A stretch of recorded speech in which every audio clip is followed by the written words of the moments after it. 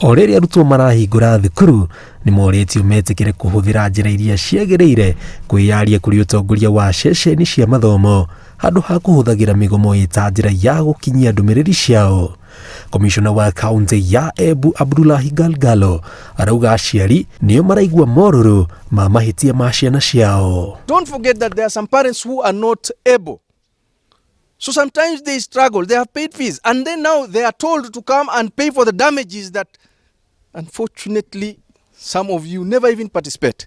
And then wakati unaenda kuchukua petroli unakuja kuchoma dormitory. Just imagine their fellow colleagues of yours or students inside those dormitories and they are burned to death. How will you feel that you are the one who killed so and so? Who killed the girl in Form 2, God forbid? Who killed the boy in Form 1? How will you feel? God forbid, it has not happened. But some years back, it happened in some schools, and so many school children burned to death. Please, be very careful. Abdullahi augĩte rũhonge rwa ũthuthuria nĩ rwambĩrĩirie ũthuthuria wa gwethana na arutwo arĩa mabangaga mĩgomo mwaka mũhĩtũku gũcũngĩrĩria makĩria ma thukuru 100 kũhingwo mĩena ĩtiganĩte bũrũri-inĩ. Mumeona wanafunzi ambao hawana adabu na heshima. Kila kitu kikifanyika katika shule watu wanajua ni fulani. Wengine unawaona wanatembea kama gari imekatika center bolt. Hiyo yote ni upuzi. Wakati utarudi nyumbani siku kimaliza Form 4 ni wewe peke yako na ile kitu umevuna ndio umepanda ndio utavuna. Shule ine zimekuwa na unrest. Na tumekamata wanafunzi 8.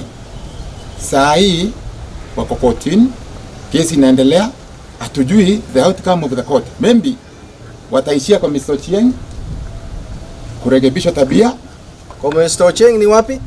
Prison. Waciari nĩ moretio metĩkĩre gũtara arutwo na makorwo marĩ kĩonereria kĩega kũrĩ ciana ciao amu ĩyo noyo njĩra ya gũcirũnga amu gĩboko nĩ kĩeheririo thukuru-inĩ.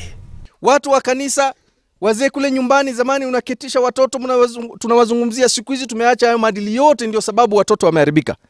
Tafadhali huko nyumbani wazazi pia tuko hapa, wazazi tufuate turudi kule ambako tumetoka. Nafikiri maneno ya nyinyi kuchapwa, waziri wa elimu ameongea, waziri wangu ameongea, mimi sitaki kurudia. Lakini nafikiri walimu wangepewa nafasi ya kuyanyorosha, mungenyoroka vizuri kabisa. Ngiribotera Inooro TV njĩtagwo Jenga Wambui.